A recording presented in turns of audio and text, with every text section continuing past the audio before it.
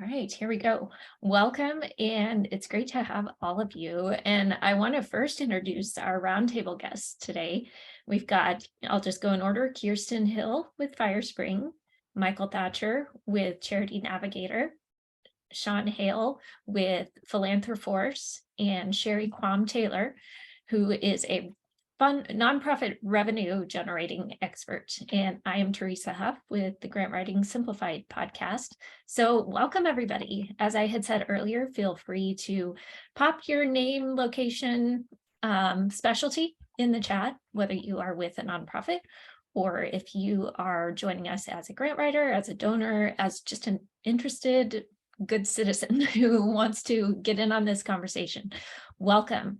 First of all, I would love for each of our roundtable guests to just introduce yourself quickly and tell us why are you here today for this conversation? Because all of you just very quickly said, yeah, I'm in when I threw this out as an idea. So I would love to hear what was it that made you just say immediately without even thinking twice, yes, I want to be in on that. Kiersten, you want to jump in? Yeah, sure. My name is Kiersten Hill. I am Director of Nonprofit Solutions at Firespring. We're a full service marketing and communications agency that's based out of Lincoln, Nebraska. I have about 20 years of nonprofit management and fundraising experience with a variety of different kinds and sizes of nonprofits before I came to Firespring. And I think for me, it's that I have seen the mistakes that I made in my own organizations because I was avoiding the dreaded overhead percentage and just how it made me less effective as a leader and as a community builder. And so this is a topic that I'm really passionate about, and I think we can start to change those conversations in a really meaningful way and redirect people to talking more about the things that are actually meaningful for our organizations. Very good. Michael, how about you? Hi, everyone. Michael Thatcher. I'm the president and CEO at Charity Navigator. For me, I've been on at least with Charity Navigator, a 7.5-year journey trying to work on changing our ratings so that we aren't just talking about overhead, but talking about impact, talking about how you engage with your constituents, a wide variety of what I would consider more important measures that help a donor understand, is this a strong organization, and are they actually achieving results in what they've set out to do? So this is a area of personal passion of mine, and also just working on how we measure social change has been a huge part of my life's focus. So delighted to be here. And Sean, how about you? Thank you very much, Teresa. It's wonderful to be here with everybody. I'm Sean Hale. By day, I get to lead a team of 9 folks who help nonprofits with their finance and accounting and other administrative needs. And then my side gig with a friend of mine is Philanthroforce, which is the go-to place for nonprofits that are looking to find the right consultant. We launched last year, and we have more than 400 great specialists listed so far. And I'm here today because I get to see on a regular basis, not just over my 20+ year career, but with the clients that we get to serve, just how much administratively this really ties organizations up in knots. The overhead myth leads so many good organizations to make choices that are penny wise and pound foolish, because they feel like they are beholden to this thing, and that any expense at all on administration is they're going to get a big wagging of the finger, and so it just isn't even considered. And this really holds them back and limits their ability to do good in the world. Yeah. All right, and Sherry. That leaves me. Good morning. I'm Quam Taylor, talking to you from Chicago, and I work with nonprofit leaders who, frankly, need to scale their general operating revenue. And so the leaders I work with need more unrestricted revenue so that they can invest in all the amazing initiatives in their strategic plans and can grow their budgets or double their budgets or triple their budgets. And so I work with growth-minded leaders who I would say in some ways are already fighting these myths we're going to talk about today. And I was interested in hopping on here because I really want to shift this narrative to one of hope, one of we can get over this. We, leaders that I'm coaching on how do I have these investment level conversations? How do I talk about why my overhead might need to be 25, gasp 30% for a few years because we're doing these few things that's going to allow us to be this. And so I'm really passionate about leaders and fundraisers putting this elephant out in the room and really owning the business that they're running, and then attracting the donors that get this. Because I think one of the biggest myths is that donors don't want to fund overhead and don't want to give general operating gifts. And I actually don't find that to be the truth when they're educated. Yes, and bingo, excuse me. My name is Teresa Huff. I host the Writing Simplified podcast, and that is one of the big reasons that I wanted to pull this together and have this conversation, is because I think it really does start with education. And to do that, we have to move upstream. I see it all the time in the grant writing world, and people are frustrated. They're working so hard and just not gaining traction the way they want to and the way they need to, and wondering why not. And a lot of it comes down to education. We need to back up. We need to have better education, better conversations around each of these aspects. And the reason we have this specific group of people on the roundtable is I wanted very different perspectives, very different parts who are serving the sector from different avenues. And really through all our conversations, I can see this developing into an ongoing series of different backgrounds, different perspectives, different seats around the nonprofit table. So I think this is something that gets all of us fired up, which is a good thing, because then we can help have better conversations and help equip our nonprofits, our clients, our community members, even our board members who want to help. They just don't know how. So you can tell it gets me fired up. So here we go. Let's have the conversation today. Michael, would you like to kick us off with a little bit of background context on some of the history and also how we have gotten here, and then we can really dive into what can we do going forward and how can we provide good tools and strategies? Sure, and thank you. I think, I'll answer you. I realize we have an international audience, but I'm going to be speaking in more of a U.S. context, because I think that's the reason I think this issue is as strong as it is given the tax forms that all nonprofits must file, or the IRS Form 990. And in that tax form, we have to allocate how much of our spending is going to program expense, admin expense, and fundraising expenses.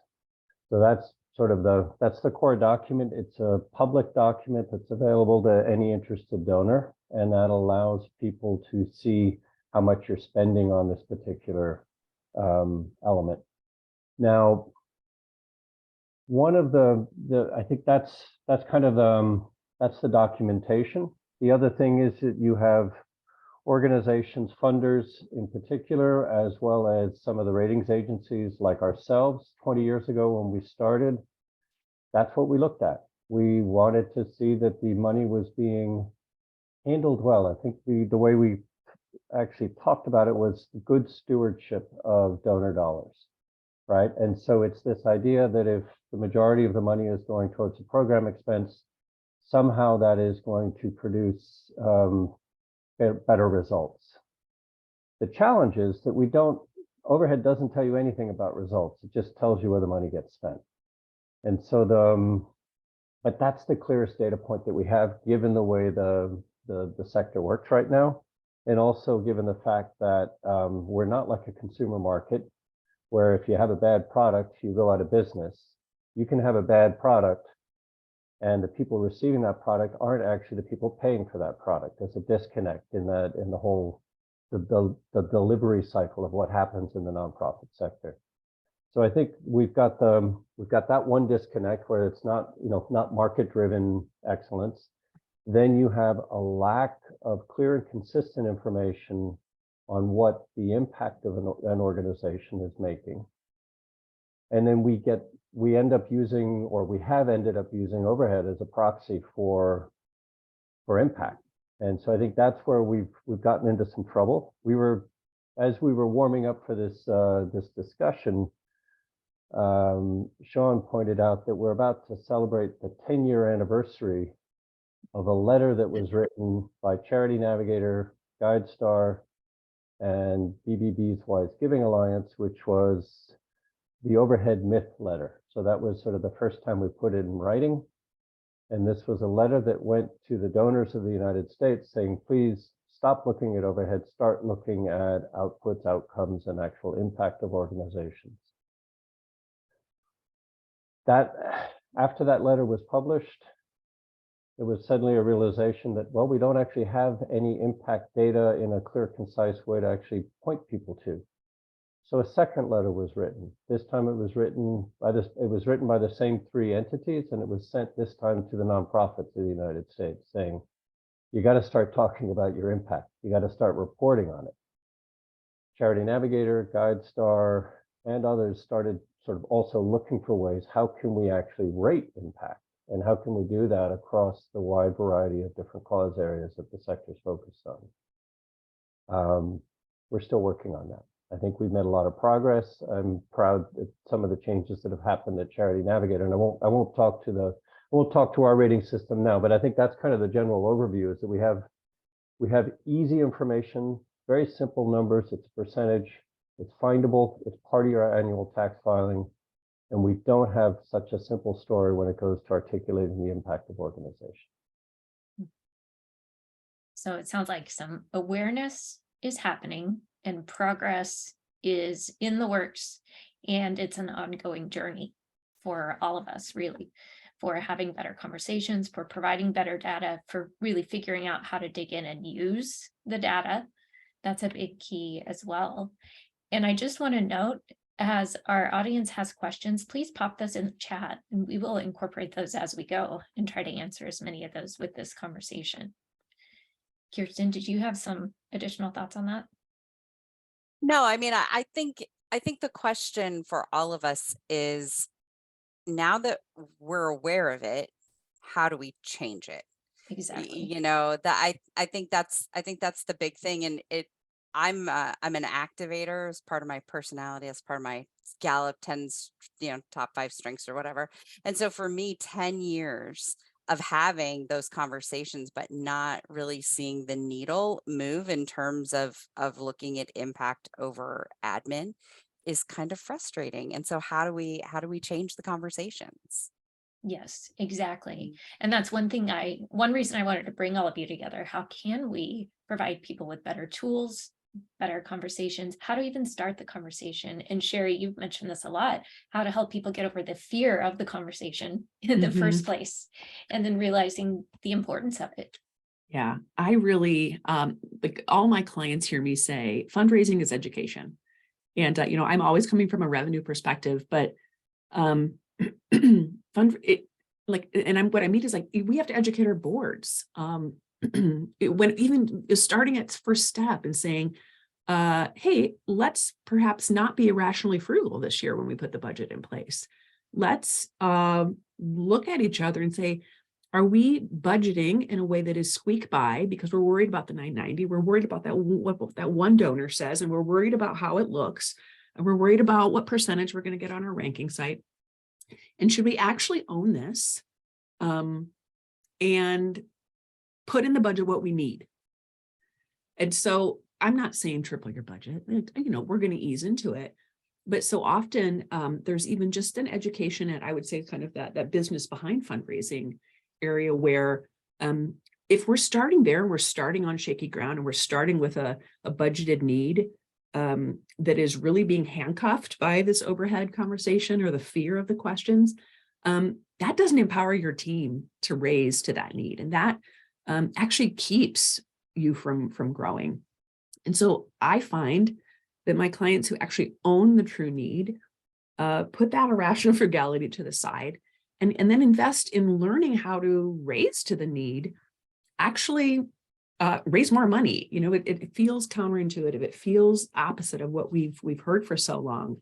But I want people to hear that fundraising is really education, and it's, sitting with donors and welcoming the conversation about the percentage and saying, I'm so glad you asked me that. Could I walk you through this? And so as leaders of nonprofits, I want you to lean in hard and put shoulders back and sit confidently at the table and know the answers to why you need to invest in this year, why your staff might need, increased training in this area, why you need this specific technology, because you're running a great business and that business is changing lives. And so own it and attract those donors who get this. You think some of that comes from unintentionally, we tend to lie to ourselves about things are better or worse than they are. And sometimes, like, even just, oh, my house is pretty clean. And then you start looking around and you realize, oh, it's a mess. There's a ton of dirt hiding here. And sometimes we do that in our nonprofits. We think it's way better or way worse than it is. And like, oh, we can't define the budget that way. That would be way too much. When really, are we truly being honest with ourselves and our team of what it takes to operate successfully and to truly serve our clients well? Yes. Because that's what it's about, is serving our mission and our communities in a way that actually meets the needs, not just bare bones. And that piece of it, I think we need to fully own and acknowledge first in order to truly have the conversations and be able to map out those plans. Yes, indeed. If I can jump in on that and build on what you, Teresa, and you, Sherry, were saying, there's work that needs to be done externally, but I think nonprofits also have maneuverability and can do things. But part of it is it's gotten so ingrained in so many of our minds that we need to make choices that, looked at from a third-party perspective, are actually kind of penny wise and pound foolish, because we've gotten so ingrained in ourselves that we suck it up, and we do the cheapest possible thing rather than being smart and strategic and careful stewards of the money, but not just, I'm always going to buy the cheapest thing, never going to replace the staff's computers. And if I can give tell a little story, there was once a nonprofit that I got to serve, and really smart people in management, blue ribbon board, great staff, and everybody on staff, there were about 20 people on staff, they were all using laptops that had been donated 3 or 4 years before from a funder. The funder had said, hey, nonprofit, this equipment is too old for our staff, so we're going to upgrade our staff's computers. Would you like these old computers for your staff? And so, of course, this nonprofit said, woohoo, we got new equipment. And 3 or 4 years later, these computers are now 6, 7 years old, and sure enough, they're having to reboot multiple times a day. They're moving slowly. They needed constant tech support. And so I went to the leader and said, hey, this is obviously really, really bad. Can we fix this? And that did not change the equation. And so I went and I did some calculations to really spell out why this was so bad. And just by using very conservative estimates of how much staff time was getting wasted with bad equipment, staff time getting wasted while they were waiting to reboot these computers, not to mention, we wouldn't even talk about the morale impact that it has on staff to give them crummy equipment and the bad message it gives them. Just wasted time. If all that got wasted was an average of 15 minutes a day for these staff, we're talking about easily $2,000 a year in wasted time. You compare that to buying them a new computer for $600 or $700, that computer pays for itself in 6 months or less. So yeah, like, oh, it's a shock to spend this money, but you know what? You're not having to add another person to your staff to make up for all the wasted time that your other people can't do. So there are a lot of things that we can do, much like Sherry mentioned. We want to continue moving the needle on the overhead myth, but at the same time, there are choices and behaviors that we can change internally, where we can be much better stewards of the money and be much more effective with the money we have, and that don't require miracles, that don't require anybody external. We can make changes as well while we're working to fix the handcuffs of the overhead myth. Agreed. It goes hand in hand. And I think we do forget to account for some of those hidden costs too. Like you said, the morale issue, or just the stress, the extra workload, the wasted time, the longer time it takes to do things. We forget to count the cost of those and how much it's truly costing, in addition to simply dollar signs. Well, I would love to discuss like how can we have better conversations with our board and how can we equip our board, first of all, to understand this, but then also to go out and have better conversations in the community around this. And speaking to any of our roundtable members today. Mhm. I was just gonna, I'll answer your question, maybe tie on to what Sean was saying. Sure. I'm actually timely. I'm putting together a training. I don't know what it is yet for Q1 next year. And I think this is a cousin topic, I guess is what I'll say. And it's a board's give get. I'm not a fan of give gets. I think they leave hundreds of thousands of dollars on the table. And specifically, I think that get side, tying to Sean's computer issue, from day one, then it sets the tone to say, we should get everything for free. Can we go get free stuff? And what happens then? We get free PR, we get free communications, we get free accounting, we get free all these things. And our nonprofits then are at the bottom of the to-do list for all of those consultants or contractors or companies, of course, because they're on billable hours. And so I think there's things like that just set the tone from day one with a board that say, we shouldn't spend money on everything. We shouldn't invest in ourselves. And so a lot of my clients have gotten rid of their give gets, and it has really opened up the conversation with board members saying, we need to invest in our organization consistently, and not just in our programs, but across the board in our admin and our fundraising. And so that's just an example I was thinking of Sean, when, maybe a board member said, oh, my get was, I have a $5,000 get. And so I got 10 old computers. So, done for the year. And that doesn't serve anybody. Right. And in terms of the board conversation, and I'm totally in agreement with this, and I think there are a couple of things. One thing is the overhead myth is something that we propagate and repropagate, because people that are less close to what we do or where the different measurement is, they have an old idea and they bring that idea out. That often shows up in the board conversation. If you look at, I'll use the Charity Navigator rating as a case in point. It used to be the predominant part of the rating. Right now, it's a tiny part of the rating. It's almost insignificant. We've redone everything. It's up to the nonprofits to actually stay current with that and be able to go and say, here's my Charity Navigator rating. They're rating me on culture and community, leadership and adaptability, impact and results. Oh yeah, there's also accountability and finance, but it's just a small part of the rating right now. It's not all about overhead. So if you stay current, then you can re-educate your board. I actually think we often have to be informing our boards as to what's actually really going on in the world that we're doing, particularly as management, because what we face as management is that's the day-to-day of our world. The other part of the way I like to think about this is overhead is measured in annual increments. Attrition, staff morale, that doesn't follow a 12-month cycle. That follows whatever cycle it is. Could be 3 years, but if you burn someone out over 3 years and they spin out of your organization, that's really expensive, particularly if they're one of your top players. You've been underpaying them, giving them lousy equipment to work on. It's demoralizing, right? And at the end of the day, people are going to move on, and they're going to move to where they can find a place where they can actually contribute and also have a decent lifestyle in doing it. So I think if you can show what'll happen in the long run, that's where you really have to talk in multi-year increments, even though the overhead you're measuring on your tax forms, that's annual. They've got to be able to have that conversation, and with your donors too.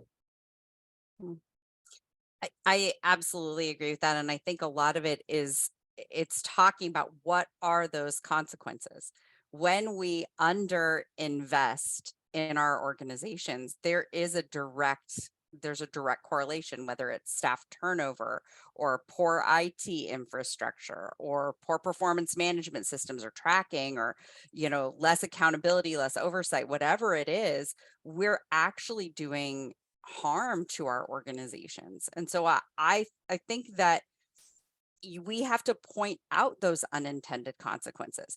As nonprofit leaders, we live it every day. And so it seems very clear to us. But when you're sitting on a board, you maybe come in once a month, or you come in, gosh, if you only meet quarterly, you come in 4 times a year and you don't see those consequences. It's harder to understand. And so I do think that right or wrong, the impetus has to be on nonprofit leaders to educate boards of directors, community leaders, those folks on the consequences of the underinvestment and what can be done when you invest appropriately. I agree. And within the nonprofit, we have to keep in mind, sometimes we are so close to it, we may not realize what people don't understand about the work we're doing. And you alluded to this, Kiersten, is like, even with grant writing, to me, I've done it so long, certain things are normal, but a new student comes into my program and says, what does this mean? Or what's this basic term? And I'm so used to saying RFP or case for support. They're like, wait, what in the world? So we forget, board members sometimes come in, they haven't either been on a board, they haven't worked with a nonprofit, or they don't understand our nonprofit. So it may come down to also putting ourselves in the shoes of someone brand new and looking at it through their eyes and helping them understand just the very basics. First of all, the basics of what is a 990, because maybe some of them don't even know what that form is, let alone how to look at it and use the information accurately, and then how not to use it. And as you were saying earlier, Sean, so sometimes keeping that perspective in mind is important. Yeah, to build on everything you all said, and also to respond somewhat to Jason's question on how do we make the case? How do we do that, especially when we're cash strapped? And so, like, where do we come up with money to buy these new computers or whatever?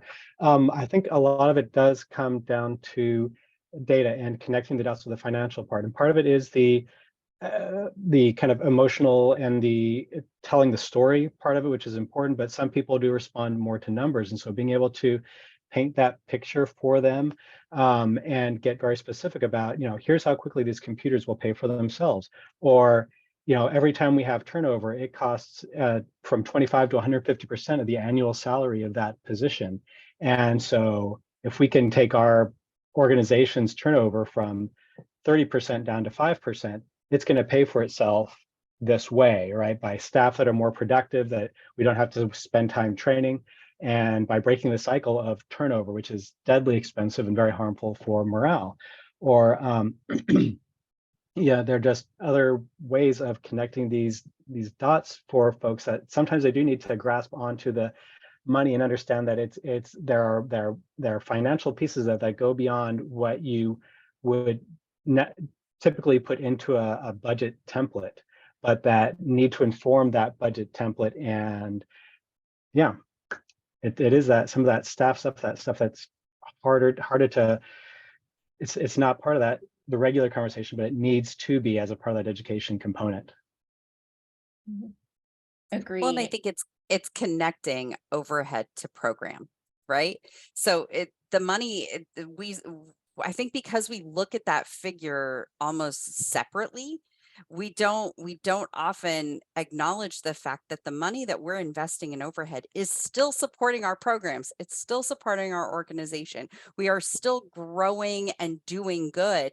And so when we focus too much on that, then we're not connecting the dots for people, how investing in overhead also increases program success. And I think when I was leading nonprofits and asking funders to support overhead, the magic is in connecting those dots, right? So if you show the funder how this investment in overhead leads to this success in the program, I think they're much more willing to support it. And sometimes that comes down to a mix of things. Like Sean, you said some people really resonate with statistics and numbers and seeing the black and white. And then Kiersten, we were talking earlier about your story brand book. And some people are really going to hit home with a story and something powerful. And then Michael, you and I were talking the other day on the podcast, and you shared really eloquently about this piece of the smaller the nonprofit, the more integral the director or some of the key people are to the programs themselves, as opposed to overhead. So go ahead if you want to expand on that. Yeah, I think both. And this is particularly for smaller, younger nonprofits, there's often or there can be lack of awareness of how to allocate one's time with regard to reporting. And as the CEO of an organization, you may be spending time on program. You will definitely spend time on admin, and you'll also spend time fundraising. You just have to allocate your time that way. And you have certain roles that are more clearly defined as overhead. Something like HR is definitely going to be more in an overhead area, but you've got to make sure you know what you're doing with the reporting. It's going to sound strange, but don't necessarily trust your accountants. Work with your accountants so that you really have clarity on when you're preparing your tax filing, so that you're actually reporting accurately. And then I think the other thing is just, well, I'll leave it at that. Those are really the things with regard to that question, Teresa. Well, I think what you said there, whether it's an accountant, a social media manager, a grant writer, whatever the role, we can only do so much with the information you give us. Like some people say to me, oh, I'm afraid I'm sending you way too much stuff, or I'm going to overwhelm you with all the information. I need information. I can't pull a grant out of a hat. We have to have the information. Then I can refine and pick and choose from that of what's relevant for this project. But I'm sure it's the same with accountants. You can only work with what you're given. You can't just magically create something that's not there. So the more we communicate and partner with our strategic people, the more critical that is to be able to build that story accurately and the whole picture. And just on that last point, and this is sort of where data and story come together. Mm-hmm. That's your 990. It's not a fun document to read, but any foundation is going to read it. Any evaluator is going to read it. We're all looking at your 990, and if you're not, as the CEO or the management team, guess what? Your board should be reading it too.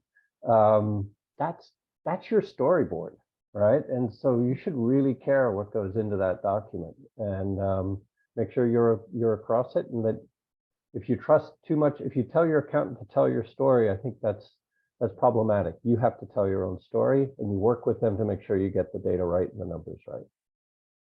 And that may be right there something to start with for some nonprofits, is sitting down with the board and educating them on, here's the 990, here are the parts, here's what it means, and just literally walking them through that step by step and holding their hand to teach them what it means and how to use it.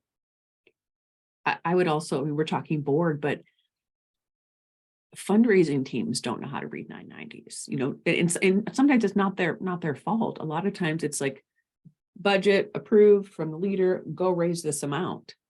And then our fundraising teams are on the spin cycle of, all the traditional fundraising methods, and they're not allowed to really not only tell the organization's story, but also tell the financial story of the organization, which then leads to the impact story. And so I find so often that organizations are not securing, large amounts of general operating support to put into overhead, because frankly, their team is not having in-depth conversations about their financial story, how they're going to grow, why they need these types of gifts. Either they haven't been trained how to do it, or maybe they're great at, events or grant writing or appeals and campaigns, but they actually haven't had that training of how would I sit down, CEO to CEO, and lead them through the 990, lead them through the financials, lead them through our strategic plan. And so I find that there's a real there's a need to invest in our fundraising teams, because it's not just like, all right, we're going to go from 1 million to 2 million, go raise it. That's not setting them up for success. They've got to be an integral part of this financial story and understand it deeply. So many development directors even say to me like, oh, I hope they don't ask me the numbers questions in this meeting. And I'm like, I hope they do ask you those things, and this is how we're going to answer it. And so get comfortable having the financial conversation. And that is from your 990. I love that document. I know we were talking about our love-hate with it, but because it's a forward-facing document, we have to know what's in there and know how it really is driving our growth, and to be able to myth bust, when donors are questioning it. It's critical. Right. And, you mentioned something earlier that I wanted to come back to, is that sometimes when it falls to the bottom that people are doing this or that pro bono or volunteer, or you're just kind of piecing it together to save a dime, when really that leaves you with a very disjointed strategy. It leaves you with your social media person doing one thing, your grant person doing another thing, your fundraising or your finance. Each team is working at separate, different cross purposes instead of cohesively towards that same vision. And sometimes that does take an investment in building a core team, and upfront realizing the importance of that funding centrally, so then that can maximize much more quickly and effectively on the mission. And again, ultimately, it's about the mission. So how can we best impact that? And that's not always with pieced together, bootstrapped strategies. Yeah, that, or the flip side of that is let's hire one person to do all 16 of those things, which you can't think, wear 10 dozen hats at the same time. Maybe 3. But I think we've seen a lot of that with the high turnover. It's like, we cannot expect these leaders to do more on less anymore. And it's keeping people from raising money. It's keeping people from really fully funding their organizations. And so I think that's what I see so often of, like 3 job descriptions in one, and to say, let's start here so we can start getting revenue in, especially fundraising departments, so that then we can invest. Maybe we start with a contractor doing this part, or a part-time person doing this part. But oftentimes we're just stuck in this, we need more overhead, but we can't raise unrestricted revenue, but we need more overhead. And so it's like something has to push pause and fix and really, stop doing certain types of fundraising activities so we can start doing other activities that actually yield those gifts that then free the team and free the organization to invest in their growth and their infrastructure. Go ahead, Kiersten. Did you have something? Well, I was just looking. Adolfo had a question in the chat that is a hot button for me, and I don't know what everybody Controversial. everybody else's ahead. opinion is, but he said that they have donors who knowingly donate to cover overhead, and said, would it be reasonable to let new donors know that their donations go directly to the programs since overhead is covered by other donors? So I don't know what the rest of the panel thinks about this, but I personally don't like that messaging. Because I think then what we're doing is we're continuing to tell people that overhead is bad. We are leaning into the myth. We are continuing to perpetuate the myth. Don't worry about this because somebody else is taking care of it, as opposed to saying overhead isn't a bad thing. I think we definitely need to, again, it's all about changing the conversations and how we're talking about how we fund and pay for the work that we do. And when we say, oh gosh, don't worry about this, it makes donors think that that's still a bad thing. And so personally, I think you just don't have that conversation. And if you have donors who want to cover overhead, awesome. Thank them. Be incredibly grateful that they understand it, they get it. But then don't utilize that to continue to perpetuate that myth. That's just my 2 cents. No, I'll jump on then, and also Jason's added something. How does someone fund just overhead? I think it's more where you devote that funding, but I just can't agree more with what Kiersten's just said. In that, if you change the dialogue, you have to get away from overhead and really talk about other things. There are a few areas. I don't know if this is a good analogy or not, and I'm sure you'll let me know if it's not. But we used to see a lot of fundraising materials that were showing the hardship of individuals, and now you're seeing much more of that material showing the happy. Go from the starving baby to the happy baby.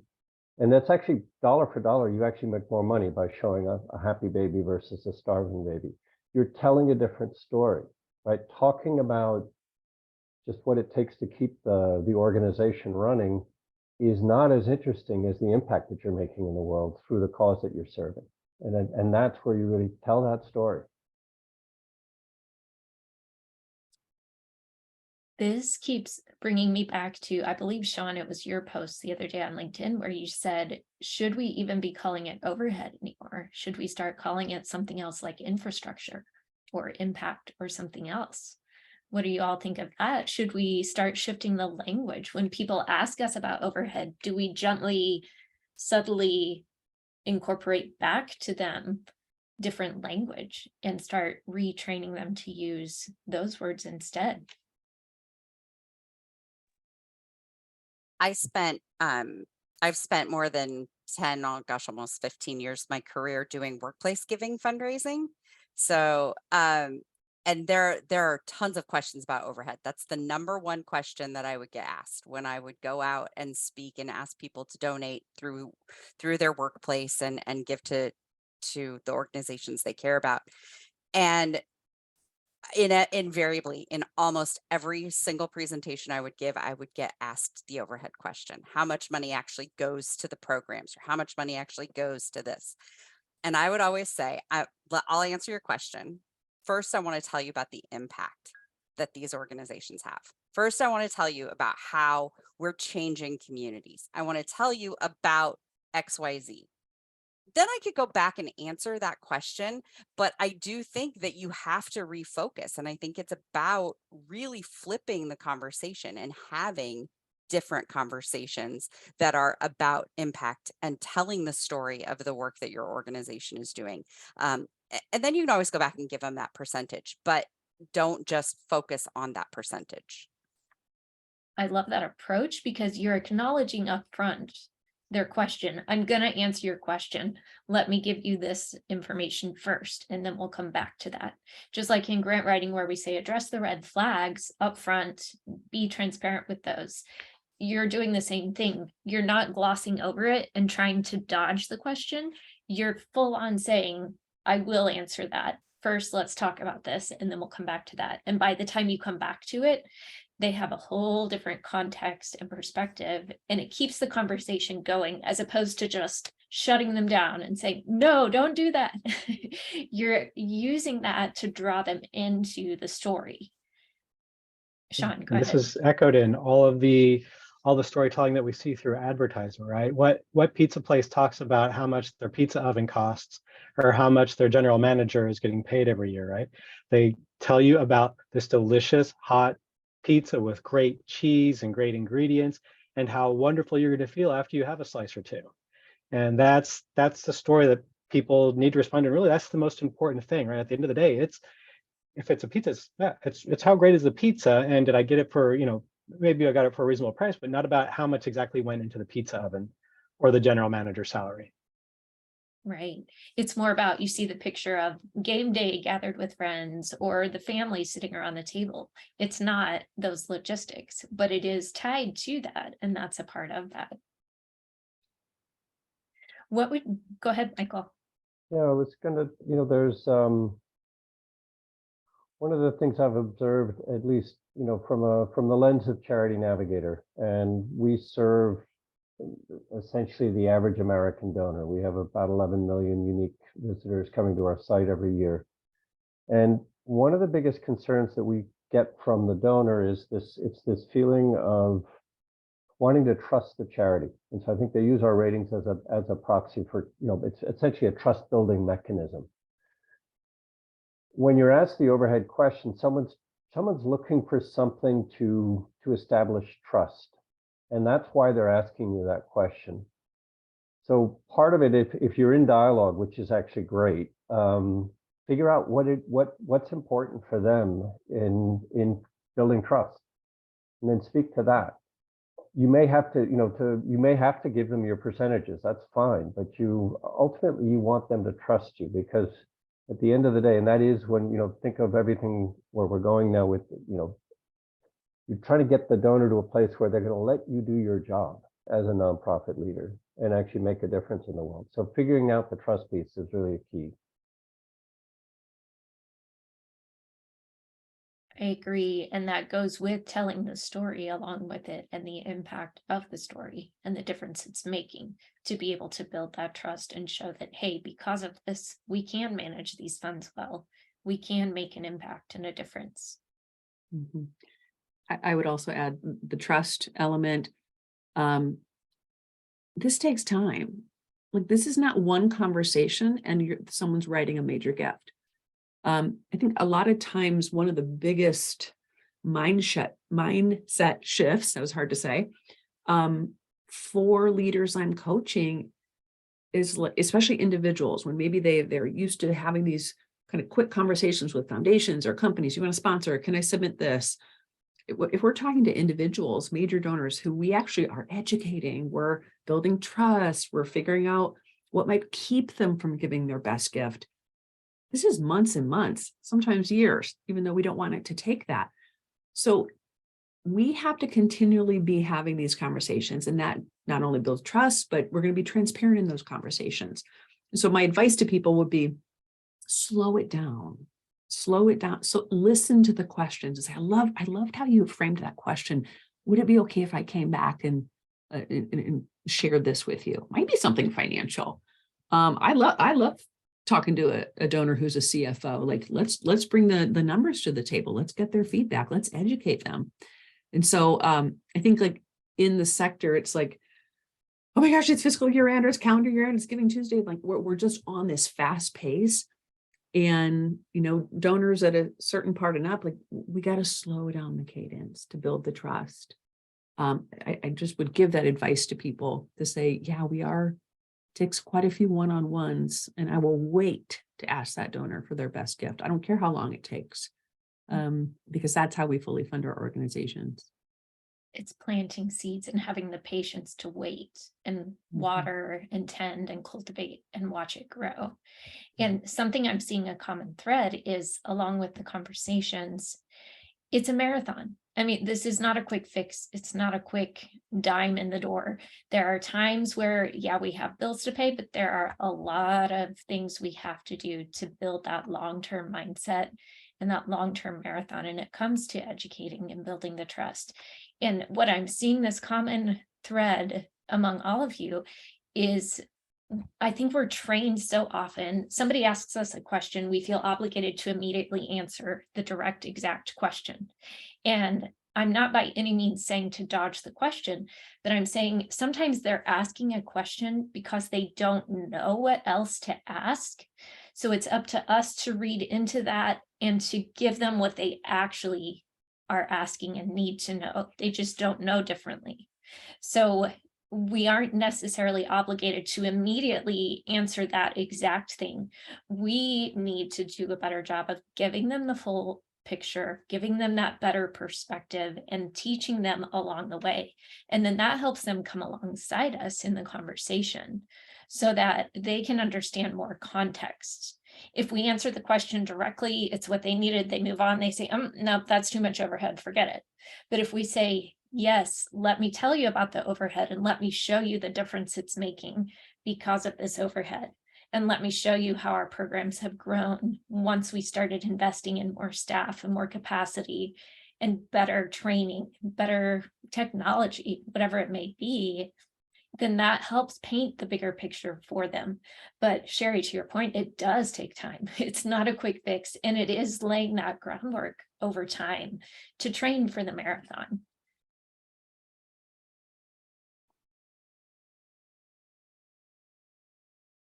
What would you say is one big piece that has helped shift your perspective in your role in working with nonprofits? We all work with nonprofits in a little different aspect. So what's one big thing that has really been like a clicking point for you? And I'm speaking to all the panelists here. I'll just start by saying, 13, oh no, I've lost count. Years ago when I left corporate and joined a nonprofit that I was really passionate about, my fresh perspective, and maybe, I was naive. We were like, well, I was from out of corporate, and I was like, well, of course we would spend money on that. Of course we would hire this. We probably spent without handcuffs, just simply because we didn't really know this was such a weighty issue. And we tripled the revenue in 18 months because we invested in what we needed. And I think that has set the pace, to how I run my business. And the truth is, when you invest in your organization, you raise more money and then you put that back into programs. That is the flat out truth. And so I think as leaders, we have to believe that. We have to stop telling ourselves the story of, well, donors only want to fund this, or they're going to ask me this question. Maybe, but maybe not. And so I would just, I see donors say, oh my gosh, that makes so much sense. Well, of course we would make an unrestricted gift. Well, you asked me for a project-based gift last time. And so I think we as leaders have way more control of this than we think of really taking that time and leading them to a deep understanding, and then leading them to a mission-based unrestricted gift. You can do that. Like, believe that you can do it, and just make sure you're not in your head and telling yourself stories that might not be ultimately true. Are there donors who are going to ask these tough questions? You bet. We've all had them, but not everybody. Investment level donors get this. A lot of donors get this. People who are running and scaling businesses who are giving to your organization get this. So believe that people will give in this way. I've seen this happen too, just like Sherry described. There's an organization I once got to serve many years ago, a membership organization, and it was deeply in this whole world of like, we're still in the Great Depression and there's no escape from it. And so we're going to save every scrap of tinfoil and every rubber band and every little build a ball of twine. And it was rough. And a new leader came in, and one of the very good things that she did was she came with an attitude of abundance. And that did not mean that we went out and had a big party the next day and like spent all the savings and it was all gone, right? But it did mean, how are we going? We're not going to be restricted completely by, we will never spend a dime on anything. And it began with some small things like, this is a membership organization. So instead of, at the table with the coffee and bagels and stuff in the morning, instead of like having kind of expecting money to pay for members to pay for their coffee every time, it's like, no, we're going to take that bowl away. And we found some money to just like, yeah, we're going to pay for this. We're not asking people to donate to get their cup of coffee at the membership gathering. And also, we're going to start bringing in breakfast tacos, partially because that's a Texas thing and it's delicious, but partially because it's also just like, no, come in and enjoy and have this sense of community.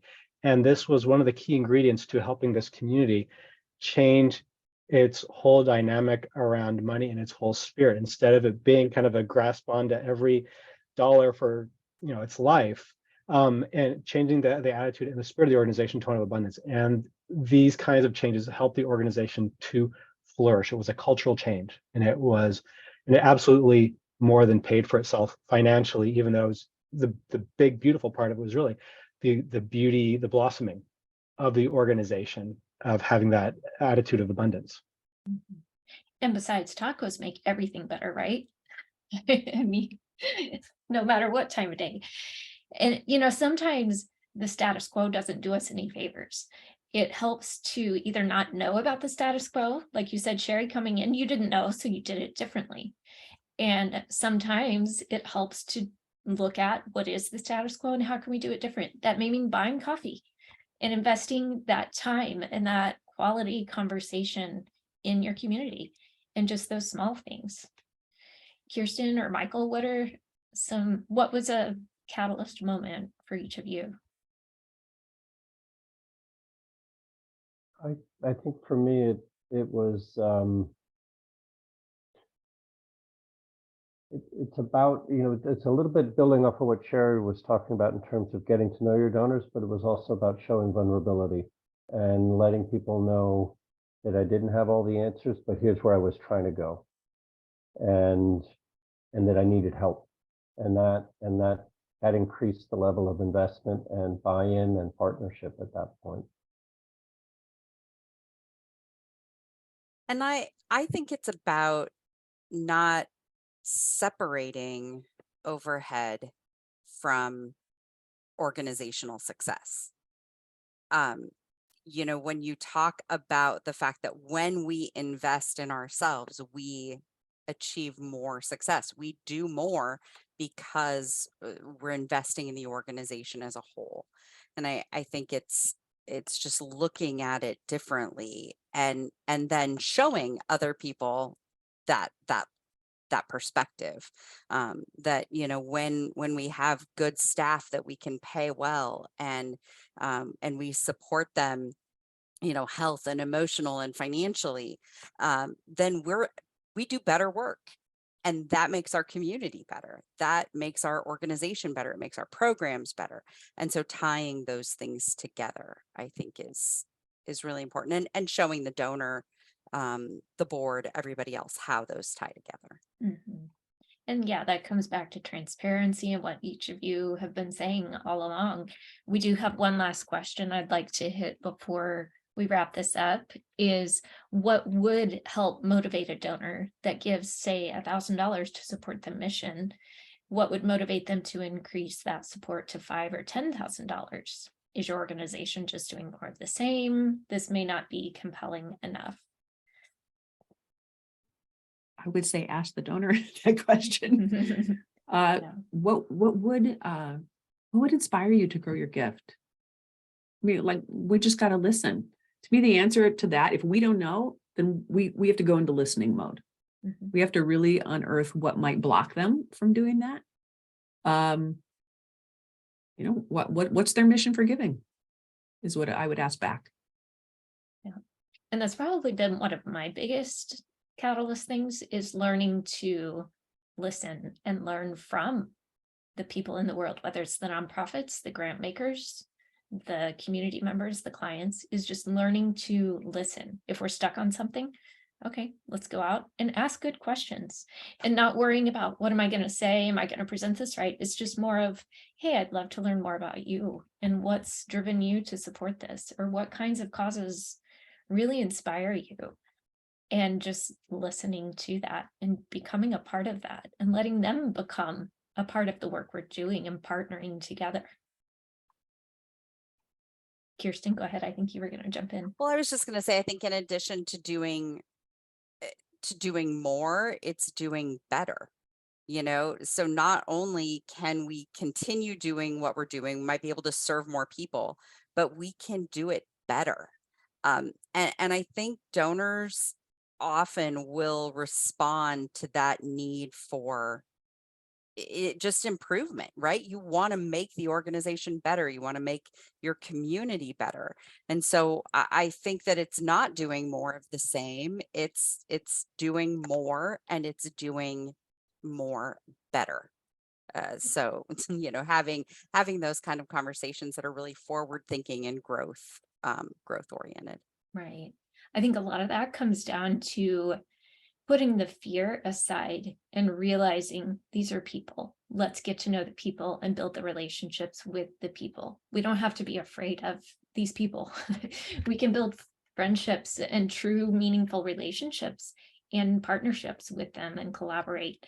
And once we set the fear aside and really focus on the bigger vision and the mission and why we're doing this, that's when that authenticity comes through, and we can really start having the better conversations around it. And they will see, this is what we're about. This is why we're so passionate. We want you to be a part of this with us, and being transparent about the struggles and also the wins along the way, so they can be a part of that journey. Well, I know we are right at time, so I don't want to keep everyone, but I so appreciate all of you panelists for coming in and being willing to have this conversation, because I know there are people out there struggling with this and wondering, how do we handle it? So I think this has been incredibly valuable, with some practical takeaways of rethinking the approach, the language, the conversations around it. And let's definitely keep the conversation going on LinkedIn, on email. I'll follow up with resources and the replay. And yeah, we would all love to hear from those of you who attended, and love to connect with you and hear more about the work you're doing. So please feel free to stay connected. Thanks for hosting, Thanks. Teresa. Yes, thanks for getting us Yeah. all together. Thank you. Appreciate it. Happy Yes, to do it. fantastic. Take care, everybody. Bye-bye, everyone.